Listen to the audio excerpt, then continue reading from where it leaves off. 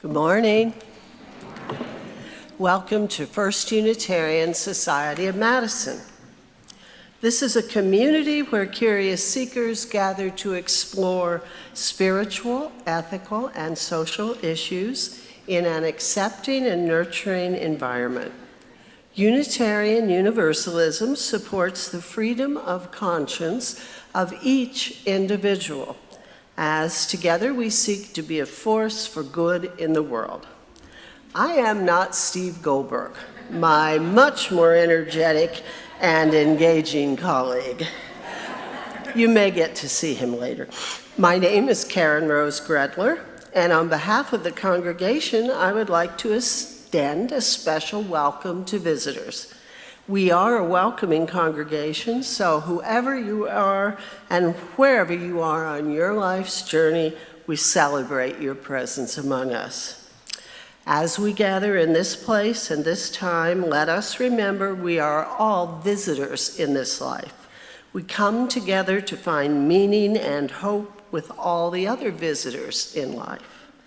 Let us join our hearts and minds together as we celebrate this life. Please silence your cell phones as I invite you to join me now in a few moments of silence for contemplation, meditation, prayer, as we settle in and come fully into this time and place together.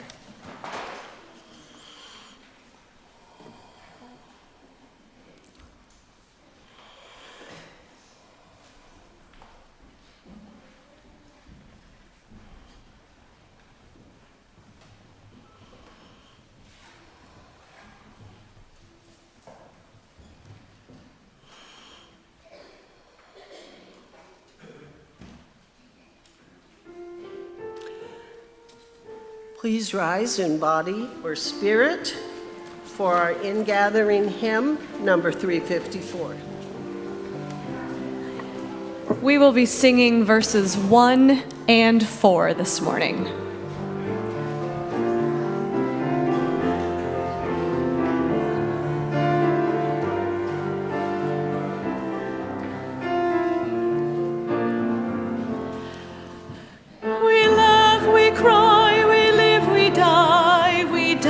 We sing and song.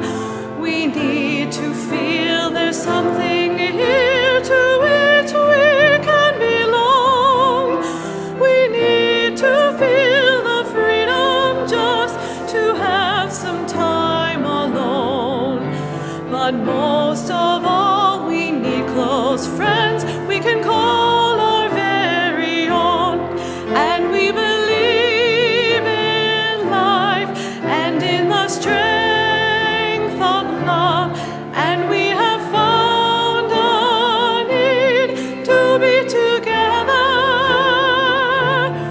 We have our hearts to give, we have our thoughts to receive, and we believe that sharing is an answer. Verse 4, we seek elusive answers to the questions of this life.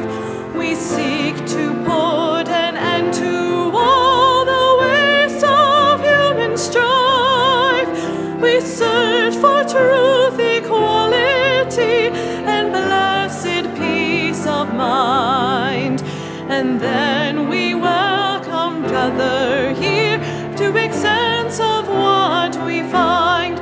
And we believe in life and in the strength of love.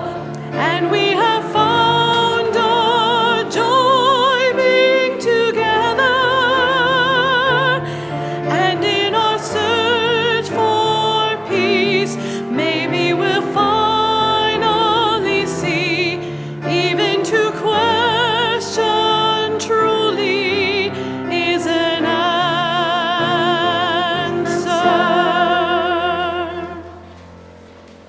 We believe in life, we believe in the strength of love, and today we have found a way to be together, each from our separate paths, coming here to journey together. As Karen Rose lights our chalice this morning, we'll read collectively from the order of service, where together we say, "We light this chalice in honor of first steps, for beginning, even when the path ahead is unclear, for the courage it takes to trust that the way will reveal itself, that light will come to clarify our vision, that friends will be by our side." I invite you to turn toward your neighbor for a friendly greeting.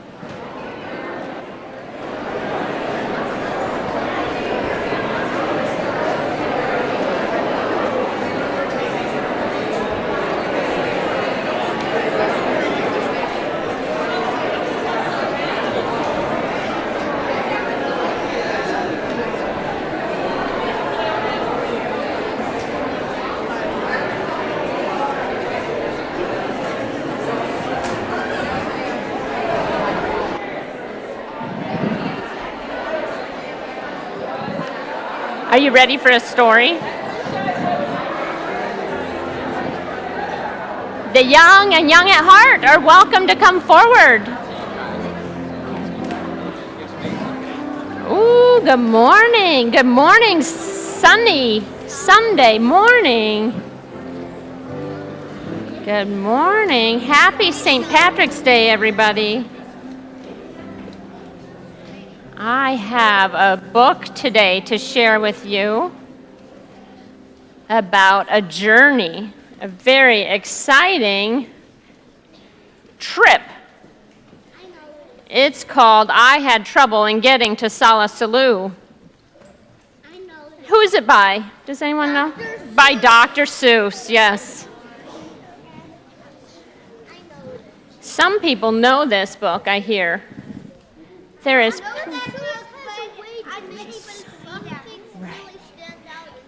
Well, let's see what it says here. "I was really happy and carefree and young, and I lived in a place called the Valley of Vung, and nothing, not anything, ever went wrong until, well, one day I was walking along, and I guess I got careless. I guess I got gawking at daisies and not looking where I was walking." It is so bright in here, you can hardly see the screen. But I will tell you, I need some help reading my book with the pictures. So what happens in this picture? He falls down. He trips on a rock. Yes. He lands on his bum. And so then he says, now I never had troubles before. So I said to myself, I don't want any more. If I watch out for rocks with my eyes straight ahead, I'll keep out of trouble forever, I said. And then he gets bit on the tail by a quail. And there's rocks everywhere. So he decides he's going to look forwards and backwards at the same time. How easy is that to do? Not easy.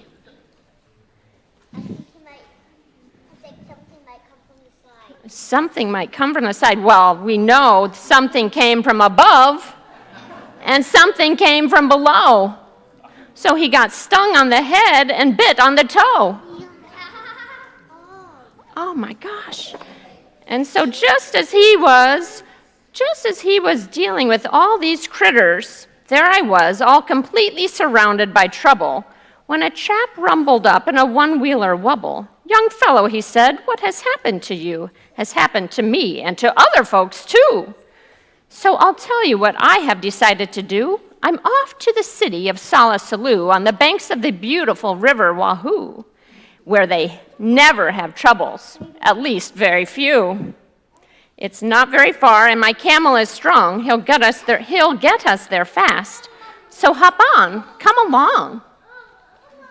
Well, so they hop on and travel all through the dark night over rocks and cliffs and trees, and then the camel ends up getting sick. So they have to pull the camel themselves up a very long and windy road. And what do you know what happens next? He has to pull both the camel and the camel driver. That does not seem fair. Well, next morning we located Dr. Sam Snell, who knew all about tonsils and camels as well. Our camel, he said, had a bad case of gleeks and should lie flat in his bed for at least 20 weeks. So he couldn't travel by camel anymore, so they told him, go down the road and take a bus. Well, the bus stop was there, and that part was just fine. But tacked on a stick was a very small sign saying, notice to passengers using our line, we are sorry to say that our driver, Butch Myers, ran over 4 nails and has punctured all tires. So until further notice, the 442 cannot possibly take you to Sala Salou. So now he has to walk a really long path way into the distance. 100 miles later, my feet were so sore. Then, wouldn't you know it, it started to pour.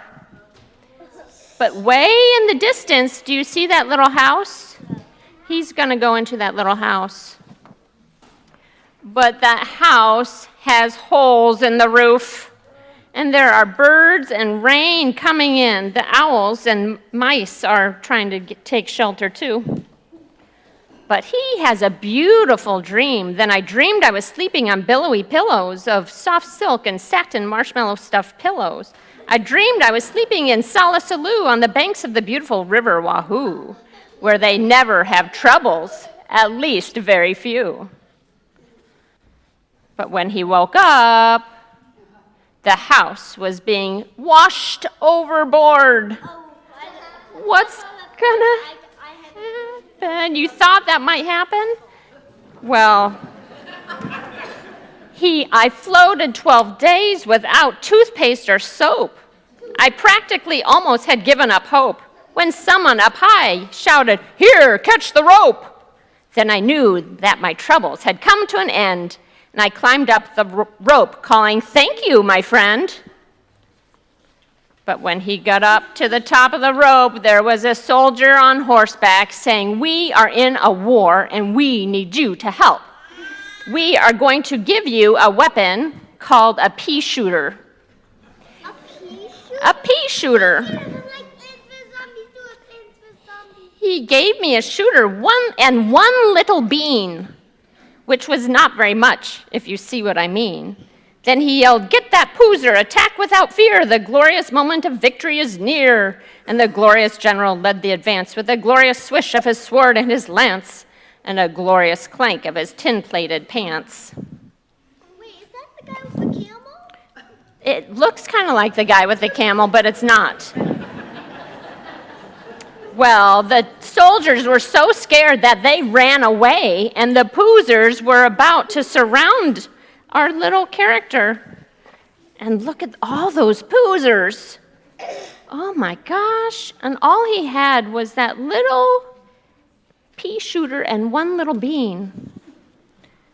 I had trouble staying alive. Then I saw an old pipe that said vent number 5. I didn't have time to find out what that meant, but the vent had a hole, and the hole's where I went. So he went into the vent and down into the ground, and there were all sorts of critters and creatures. Can you find him in the picture? Yeah, he's kind of up here running the wrong direction against everyone else. I see a fishbowl. I see someone saying vote for somebody, a tuba, some dishes piled high, and an umbrella and a drum. And a cactus? And a You're cactus. making up the story. Then, just when I thought I could stand it no more, by chance I discovered a tiny trap door. I popped my head out. The great sky was sky blue, and I knew from the flowers I'd finally come through to the banks of the beautiful river Wahoo. I couldn't be far now from Sala Salou. And there it is, Sala Salou. Someone last night said it looks like it's made of candy.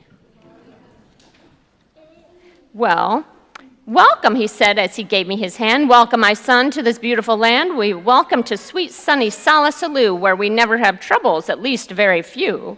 As a matter of fact, we have only just one. Imagine just one little trouble, my son, and this one little trouble, as you will now see, it is this one little trouble I have with this key. He can't open the door. He can't open the door. There's only one door into Salisaloo, and we have a key-slapping slippard, we do. This troublesome slippard moved into my door 2 weeks ago Tuesday at 3:45. Since then, I can't open this door anymore, and I can't kill the slippard. It's very bad luck to kill any slippard, and that's why we're stuck.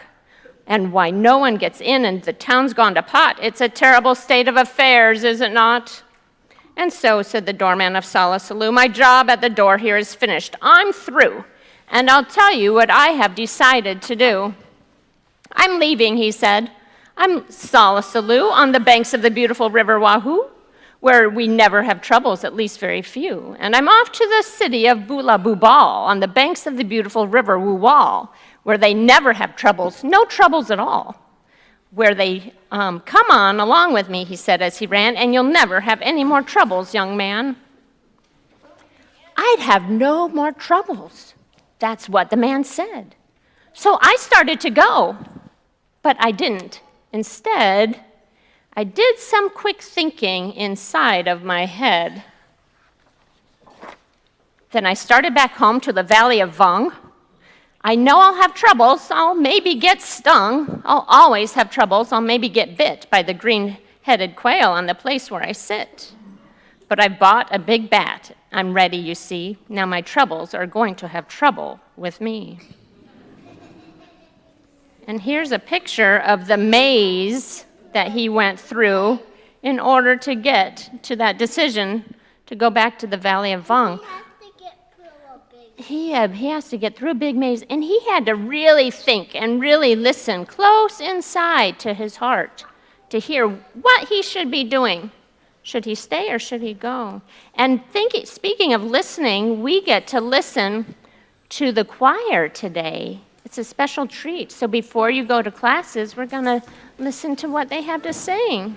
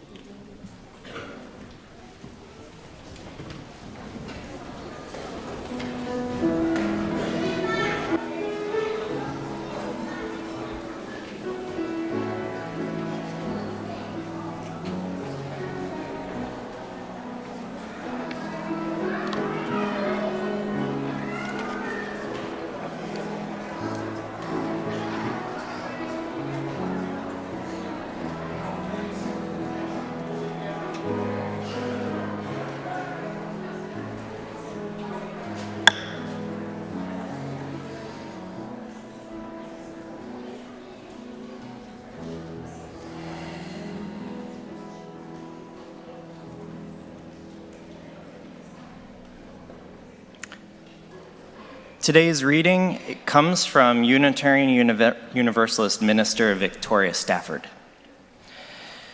You know, we do it every day.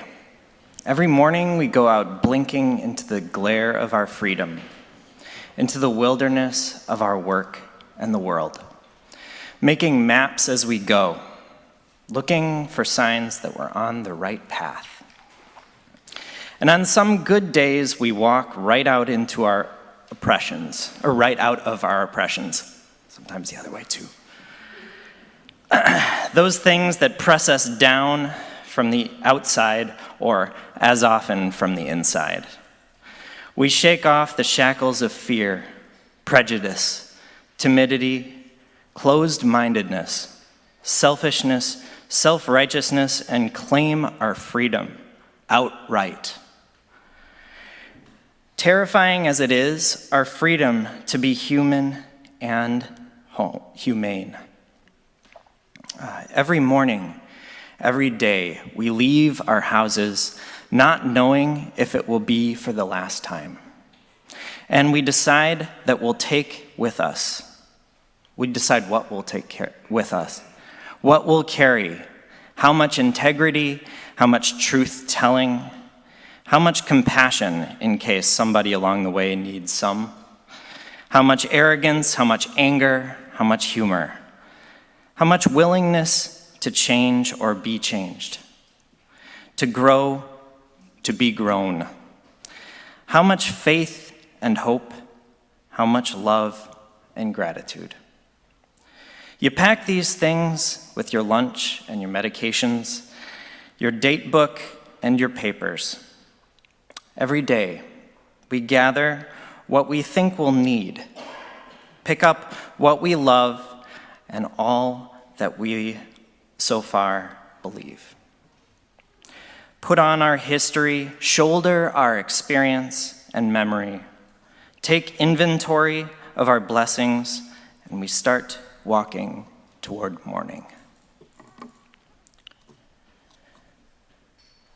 Please join in singing hymn number 391, Voice Still and Small.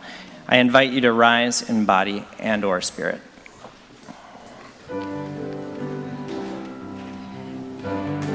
We will be singing this through twice.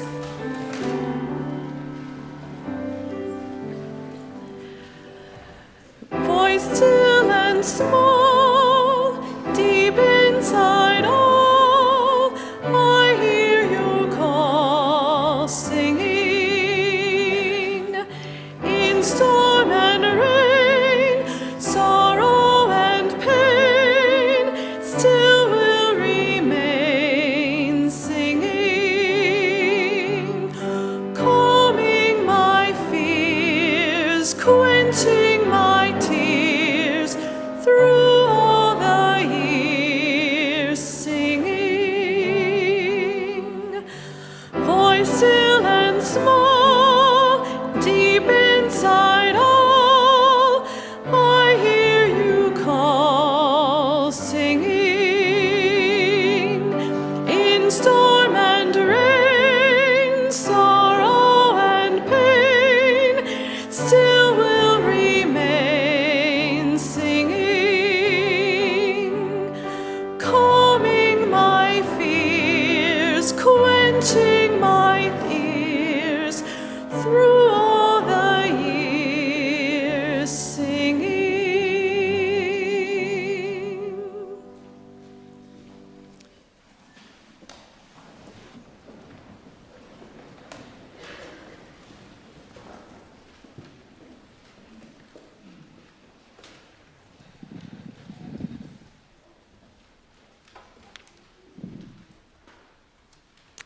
As some of you know, I am currently studying to become a Unitarian Universalist minister.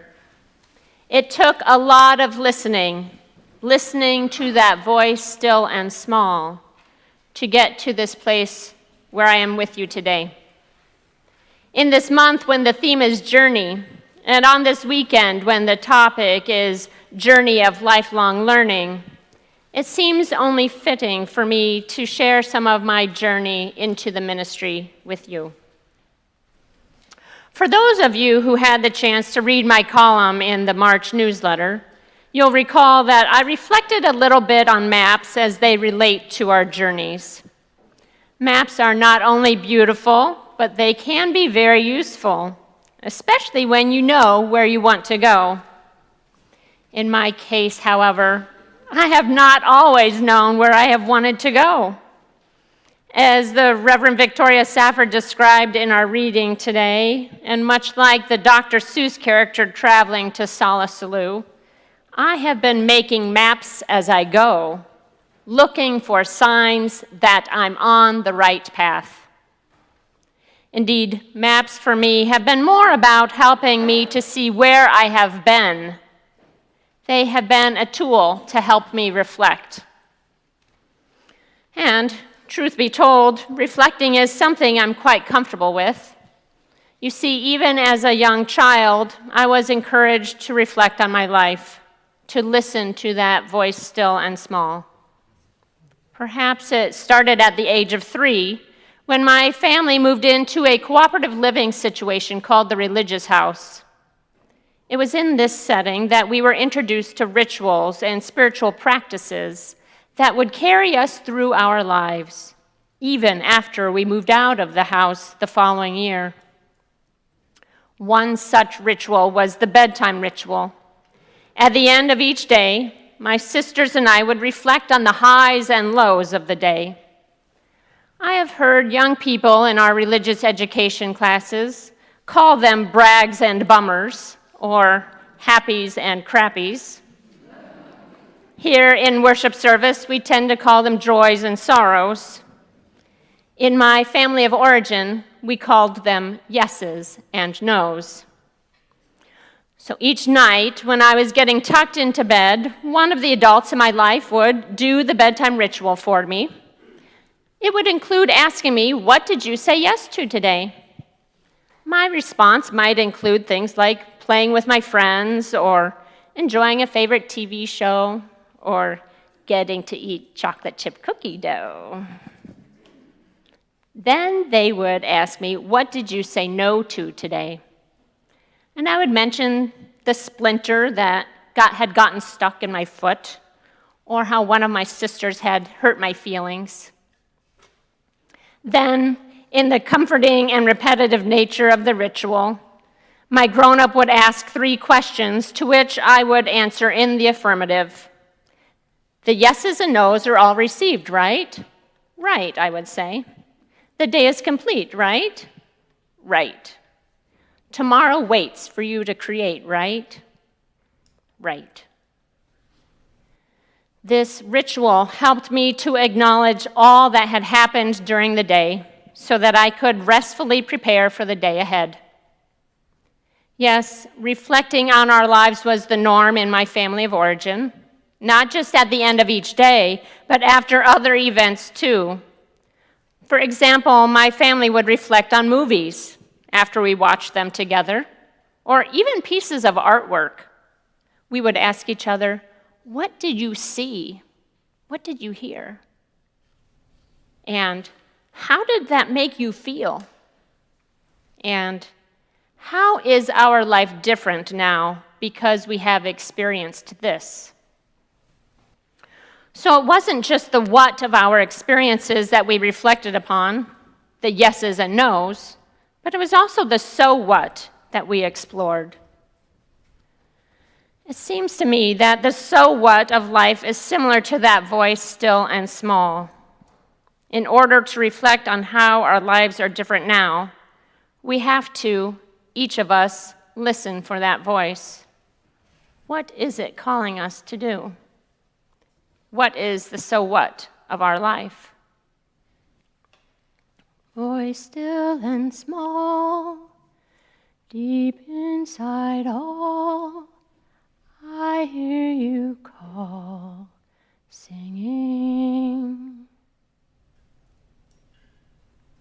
As you can imagine, the decision to leave a successful and satisfying career for a path marked with uncertainty is not an easy decision to make.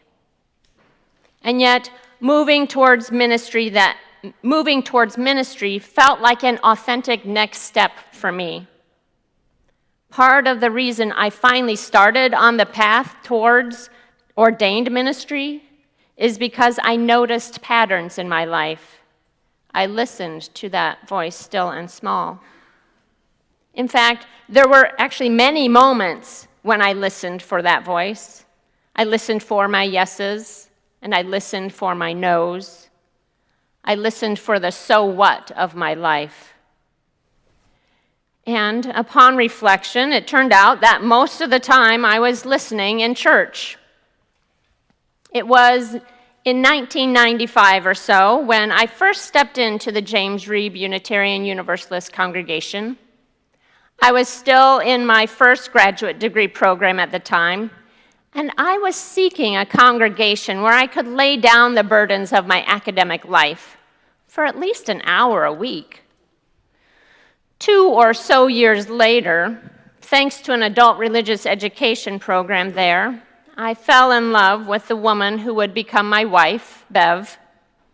I myself became a family woman, eager to raise Bev's daughter, now our daughter, in a spiritual community that accepted our family for who we were. As with all congregations, there were a lot of volunteer opportunities. Early on, I was asked to become a religious education teacher.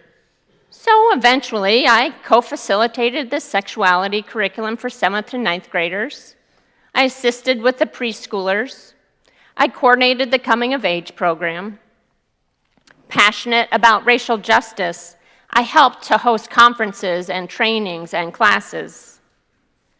Having grown up taking music lessons, I joined the choir. Eventually, I headed up the library committee, joined the hospitality crew, co-chaired the remodeling task force. Also, I served as president of the board and chaired the stewardship team and served as a worship leader. What a rich variety of experiences. Now, of course, I couldn't do all of these things at once. I was working full-time after all. So each year, I would listen to that voice still and small to determine where I wanted to volunteer next. What was I really interested in? What was calling me? Was I starting to feel obligated and resentful? If so, I knew it was time for a change. Was I excited and invigorated to share my gifts in order to co-create a beloved community with fellow congregants also on the journey? Well, that's where I wanted to be. Voice still and small, deep inside all, I hear you call, singing. Unitarian Universalist minister, the Reverend Eric Walker Wickstrom, wrote a book entitled Serving with Grace, Lay Leadership as a Spiritual Practice. In his chapter called No is as Sacred as Yes, he underscores the importance of listening to that voice still and small when he writes the following: where do you want to spend your time and energy? How can your talents best serve your congregation? These are questions that often go unasked because the needs of the congregations can seem so overwhelming that, well, to put it bluntly, it often seems that they just need a warm body, and those of us willing to answer the call go where we are told we are needed. Questions such as, what do you want to do? And where might I best be of use? Also are not considered because of the way our churches often ask for help. He continues, if our service to the church is to be a spiritual practice and not just a road to resentment, then it is worth taking the time to practice the ancient art of discernment.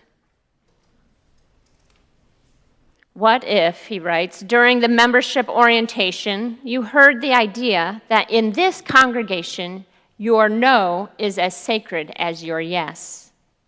That here you are expected to say yes only when you could say it with an open heart and a clear conscience.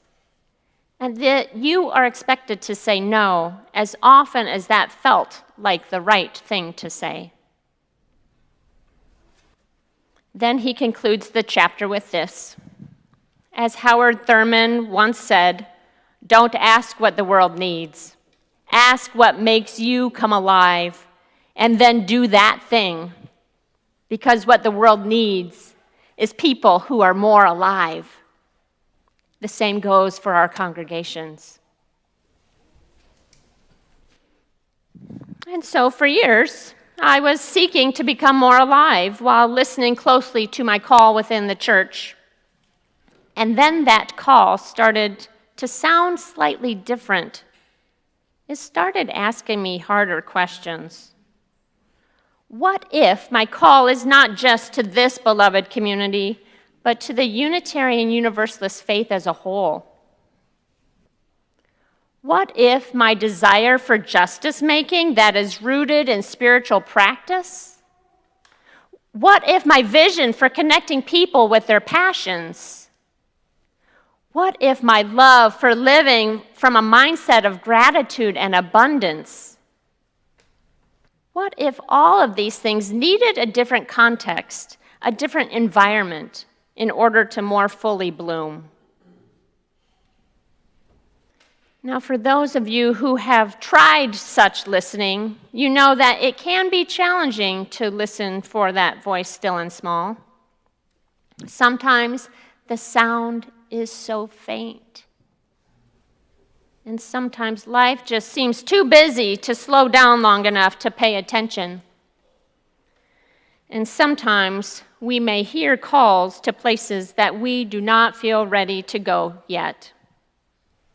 It's not always an easy journey, and yet it is our journey nonetheless. Voice still and small, deep inside all, I hear you call, singing. We are in a unique moment, my friends. Yes, as individuals, each one of us has circumstances that we are facing, sorrows or challenges, doors opening and ideas taking root. Every day brings us another opportunity to listen to our yeses and to our nos, to our so whats. We get to reflect on the maps of our lives, to see where we have been, and to listen to that voice still and small within, to learn where we might be headed next. Maybe that listening is happening within the congregational setting for you. Where are you excited to serve? Or maybe it's happening out in the wider world, for there is no shortage of causes to which we can add our time and energy. And beyond our individual circumstances, we are in a unique moment as a congregation, as a community of people. Because we are in an interim period between two called ministries, we have an opportunity to listen to the yeses and nos, to the so whats of our shared life. For folks committed to First Unitarian Society, we have the opportunity to reflect on the map of this congregation and to listen to what may be collectively calling us into the future. In the weeks and months ahead, I invite you to take some time to slow down long enough to listen deeply to your voice still and small. Make space in your schedule. Make space in your life. Maybe try journaling or drawing a map of where you have been. Do you see themes coming up? Do you see patterns that have something to tell you? And if you need, find a trusted friend or a small group to engage in this reflection with you. Telling our stories, sharing our maps, speaking our yeses and nos aloud, these can bring us more insights, help us make connections, and remind us of our fellow travelers. Wherever the journey calls us next, both as individuals and as a community, remember this: we travel with companions. Together, what seems daunting at first might actually turn into something delightful. I will close with this encouraging reminder from Unitarian Universalist minister Wayne Arneson, who writes, "Take courage, friends. The way is often hard, the path is never clear, and the stakes are very high. Take courage, for deep down there is another truth. You are not alone." Blessed be and amen.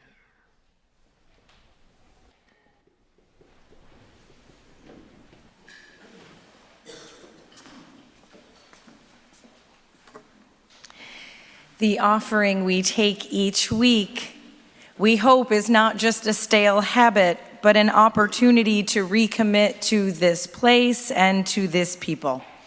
Our offering is an affirmation, a yes. When we give, we say yes to something we value. With our gifts freely given, we say yes to the values of our faith. May our offering help us practice Unitarian Universalism within and beyond our congregation as tools to empower our mission and the mission of this week's outreach offering partner, the Wisconsin Network for Peace, Justice, and Sustainability, a coalition committed to a sustainable world free from violence and injustice. We thank you for your generosity so that we can all together say yes to the lights of hope, love, and peace.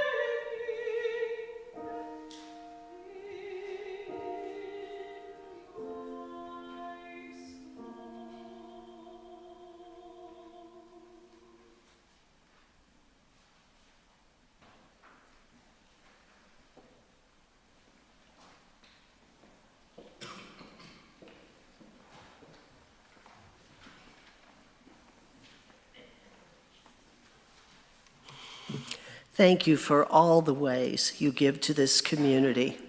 In addition to our many financial gifts, we want to express a special thanks to those who help to make our services possible. Our greeters are Gail Bliss and Claire Box. Our sound operator is David Briles. Our ushers are Brian Chanas, Bis Nitschke, Marty Hollis. Hospitality, the coffee and lemon water is being prepared by Franz and Eleni Mosarid Varga and Eleanor. And I can tell you that Eleanor was helping them from her high chair, and she is also a volunteer. Our lay ministers are Ann Smiley and Dennis Collins, and our welcome and information table is being staffed by Dorrit Bergen. And now, the aforementioned, much more engaging and energetic colleague, Steve Goldberg, will indeed address you.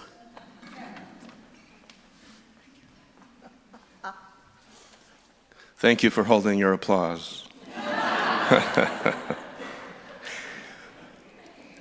So I'm excited to provide an update on our 2019 FUS Stewardship Campaign. And when you think about it, everything we've experienced this morning at this service is an example of what stewardship looks like. It looks like the music we hear every time from our staff as well as from, in this case, the teen choir.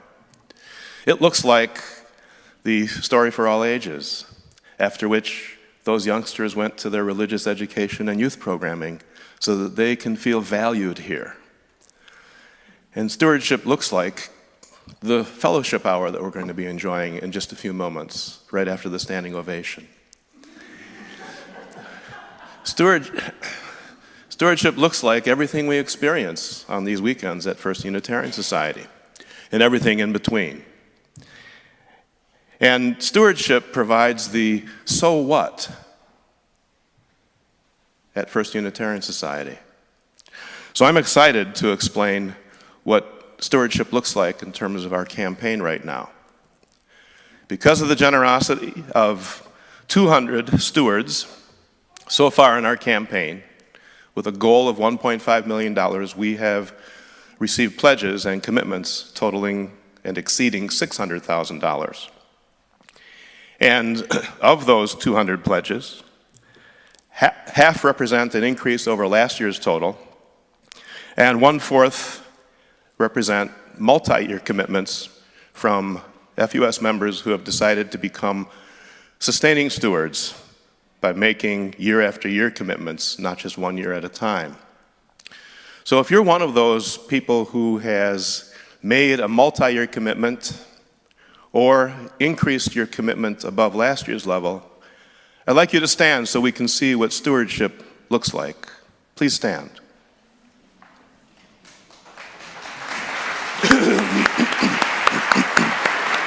Remain standing. Remain standing, please. Stand back up. Come on. And now join them standing if you are among the others who have made a commitment of any kind to our fellowship campaign, our stewardship campaign. And this is what stewardship looks like.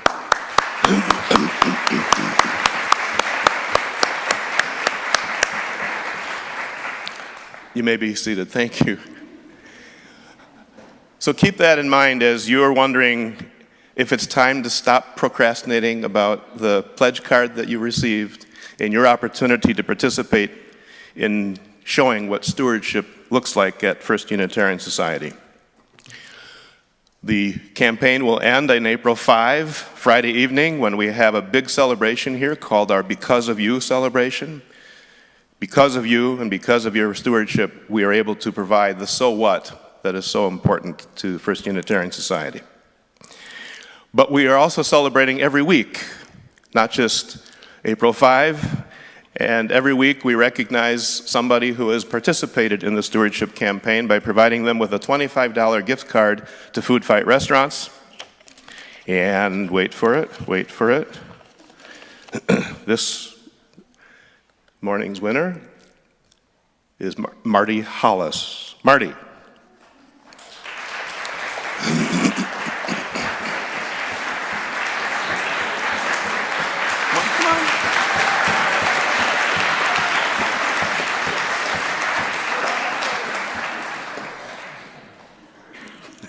Now she has to go back and sort the money from the offertory because she was also an usher today. Thank you, Marty. Thanks to all of you stewards. And to give us another line of sight into what stewardship looks like, I'd like to call Roz Woodward to the front. So Roz, as you're making your way forward, let me just say that Roz has offered to provide some observations about why she has long been, and certainly today is, an FUS steward. Roz? Steve wanted to fire questions at me, and I don't do very well on my feet, so I decided this was a better option. In 1972, my husband David and I bought land in Vernon County, Wisconsin. We'd both been brought up in England, where there's a strong legacy of land stewardship. Now, over 40 years later, my understanding of stewardship has matured. It means looking at the big picture, anticipating the future, and doing the best I can with the means at my disposal to make things better than they were, to leave it for the benefit of those who follow. When Doug Watkins, our interim minister, heard our collective values, he gathered them together as stars. I can check off every one of them. Some are inevitably linked. I don't know how you separate stars 1 and 3, music and deepening spirituality. David and I had always sung together in a choir, so shortly after we found FUS in about 1998, we joined the Society Choir, where I can give and receive the blessings of shared harmony. Add to that, as a midwife with every birth, I was confronted by the absence of the feminine God figure in Western theology. I have exposure and support here for deep exploration of other beliefs as we learn and sing together. And how does star number 2, social justice, not link with star number 4, small groups? Margaret Mead pointed out that a few committed people can change the world. We have those here.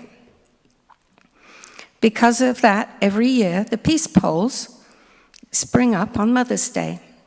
I had an idea that was able to be nurtured and fed here, and still goes on and grows every year, and you'll see them this year and be asked to participate. Because of that, every year, we support one another too.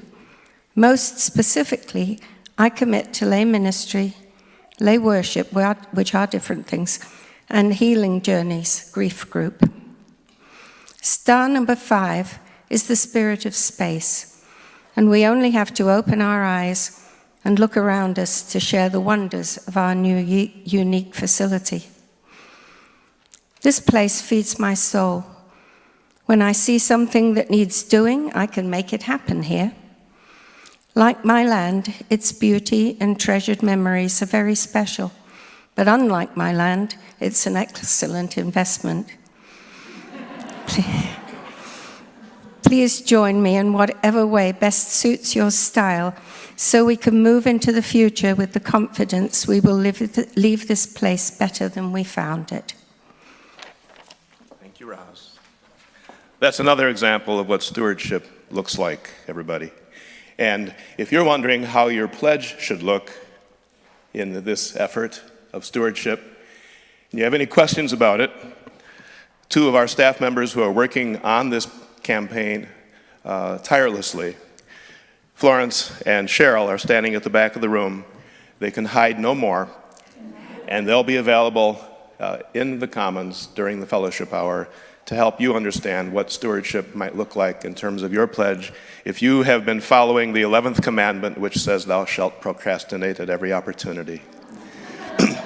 So with that, I'll say thank you for your stewardship so far, and thanks to those of you who are contemplating the kind of stewardship you would like to show as we continue delivering on the so what here at First Unitarian Society.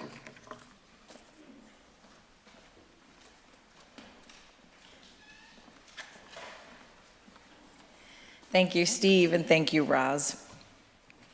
We gather together each week with hearts filled with gratitude for the gifts of our lives and with deep sorrow for life's losses and pain. This week we hold in our hearts the great joy of the Yancey family as they celebrate the end of Phoebe's cancer treatments and her very clean scan last Monday.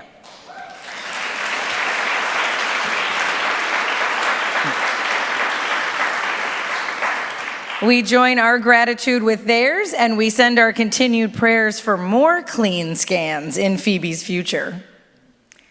Our hearts are with Susan Millar and family as they mourn the passing of Terry last week. A memorial service is planned for next Sunday, March 24th at 3 p.m. with a visitation at 2 here in this room. We also send our love to Jerry Mosier, whose brother passed away recently, and to Co Williams, whose sister suffered a brain injury after falling on the ice and is being taken off life support. And we pray this day for the 49 members of the Linwood Mosque in Christchurch, New Zealand, who lost their lives in a senseless act of violence and hatred.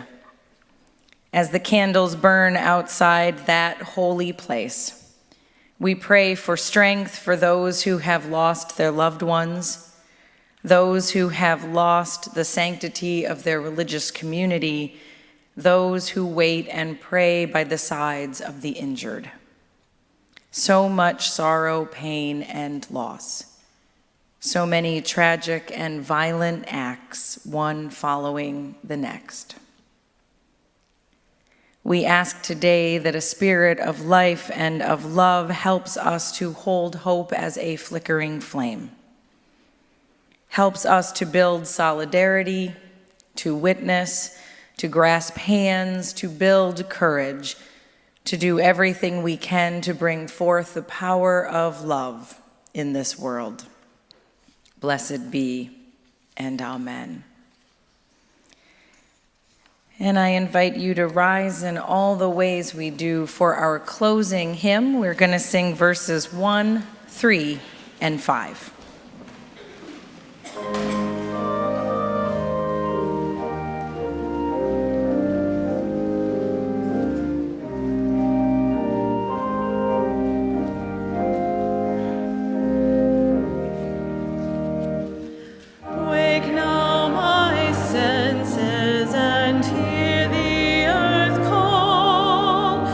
Feel the deep power of being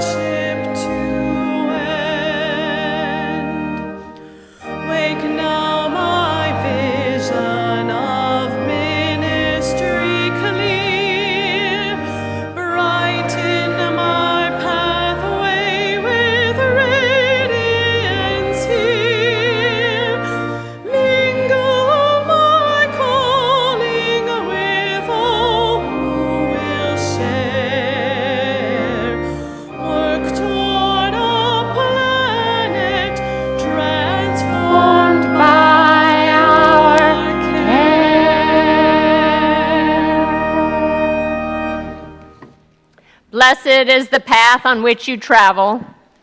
Blessed is the body that carries you upon it. Blessed is your heart that has heard the call. Blessed is your mind that discerns the way. Blessed is the gift that you will receive by going.